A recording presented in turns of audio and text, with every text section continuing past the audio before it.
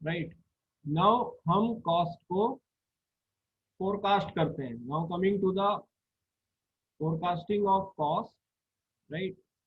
जैसे हमने रेवेन्यू को फोरकास्ट किया, ऐसे ही प्रॉफिट प्लानिंग में ये हमारा पार्ट होता है कॉस्ट को फोरकास्ट करना, राइट। वी हैव स्टडीड कि हम रेवेन्यू को कैसे फोरकास्ट करते हैं, हमने स्टडी कर लिया हम रेवेन्यू को कैसे बढ़ाएं। नाउ बात करते हैं कॉस्ट की। कॉस्ट को कैसे कम करें और कॉस्ट को क्यों फोरकास्ट करें, why we forecast cost, right. तो हर बिजनेस जो होता है वो आप जानते हैं कि जब वो शुरू किया जाता है तो सारे बिजनेस लॉस में होते हैं, राइट। उसका कारण क्या है कि जो टोटल कॉस्ट लग रही है आपकी गुड्स को बनाने में, वो आपकी रेवेन्यू से ज़्यादा होती है शॉर्ट टर्म में। मैं शॉर्ट टर्म की बात कर रहा हूँ, राइट। तो शॉर्ट टर्म में always the total cost incurred to produce the good is greater than the revenue which you are earning from selling the goods, so you are always in loss। इसका कारण ये होता है कि जो total cost है उसमें जो फिक्स्ड कॉस्ट है उसका प्रोपोर्शन हाई होता है, राइट। जो आपका इन्वेस्टमेंट है मशीन्स वगैरह का, उसका जो वैल्यू है वो हाई है, तो ओवरऑल जो कॉस्ट है फिक्स कॉस्ट के हाई होने से वो हाई है इन द प्रोपोर्शन। भाई total cost is fix cost plus variable cost. Variable cost से कंपैरेटिवली फिक्स कॉस्ट हाई है शुरू में शॉर्ट टर्म में, तो इसलिए टोटल कॉस्ट आपकी ज्यादा है कंपेयर टू रेवेन्यू, तो इसलिए you are always at loss, right.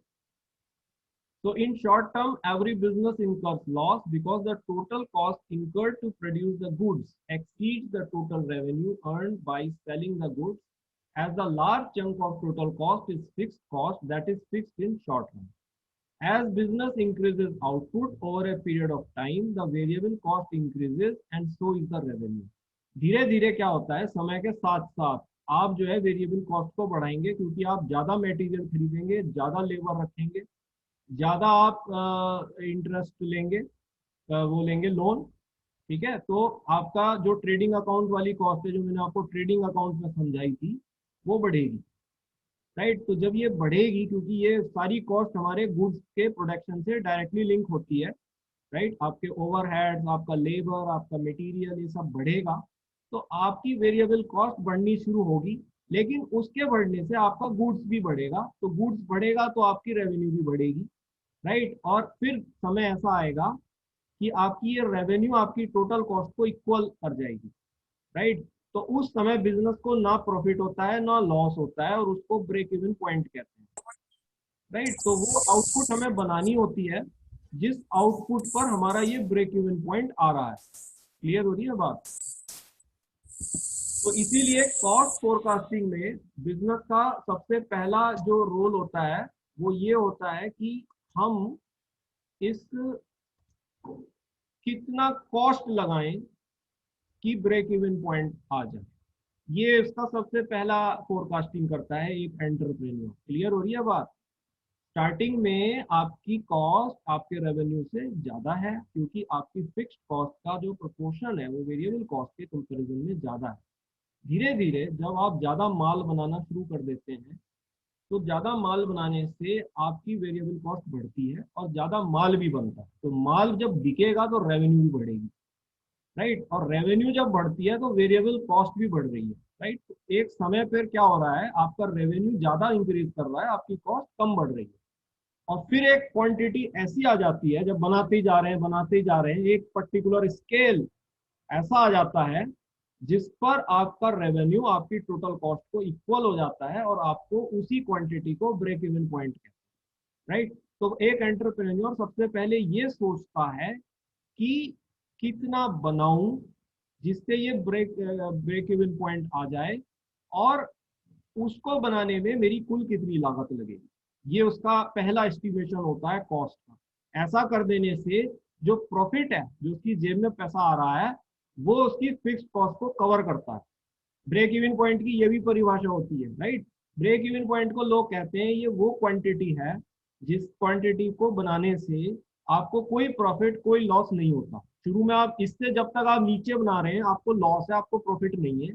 इसके जब ऊपर बनाएंगे आपको प्रॉफिट होगा, राइट। तो ब्रेक इवन पॉइंट पर नो प्रॉफिट नो लॉस है because your total cost equal to total revenue, right. लेकिन इसमें ये भी इसकी बात है कि इसमें जो प्रॉफिट आपको हुआ है, रेवेन्यू माइनस कॉस्ट, ठीक है, यहाँ मैं टोटल कॉस्ट की बात नहीं कर रहा, वेरिएबल कॉस्ट को घटाकर जो प्रॉफिट आपको हुआ है रेवेन्यू से, वो आपकी फिक्स कॉस्ट को कवर कर रहा है। तो आपकी जो भी पूंजी थी जिसमें आपने लगाई थी, इन्वेस्टमेंट आपने किया था, वो आपका कवर हो जाता है ब्रेक इवन पॉइंट पर। ये भी इसकी एक वो है, it is the quantity at which the profit earn by selling the quantity is equal to your fix. तो इसलिए बिजनेसमैन सबसे पहले इस पॉइंट पर इंटरेस्टेड होता है कि कितनी लागत मैं लगाऊं कि ये ब्रेक इवन पॉइंट आए मेरा। कुछ बिजनेस में ये जल्दी आ जाता है, 1 साल में आ जाता है, कुछ में 2 साल में आता है, कुछ में 3 साल में आता है, कुछ में 5 साल में आता है, कुछ में और भी टाइम लगता है। उसका डिपेंड ये करता है कि फिक्स कॉस्ट कितनी है। जो बिजनेस में ब्रेक इवन पॉइंट देर से आता है, राइट, वो ज्यादा लॉन्ग टर्म बिजनेस होते हैं, उनमें रिस्क कम होता है, ये बात का ध्यान रखना। और जो जिनमें ब्रेक इवन पॉइंट जल्दी आ जाता है उनमें रिस्क ज्यादा होता है। क्लियर? तो सबसे पहला मेरा बिजनेसमैन का यही काम है कि what cost should I incur to produce this break even output. तो this is first cost forecasting. ठीक है, तो the first objective of business is to earn that much profit which covers its fixed cost. This profit is arrived by producing a certain quantity of goods output called as break-even point. The business forecasts the cost required to produce the break-even. ठीक है, वो सबसे पहले इस cost को forecast करता है जो उस पे लग रही है ब्रेक इवन पॉइंट की आउटपुट को बनाने के लिए।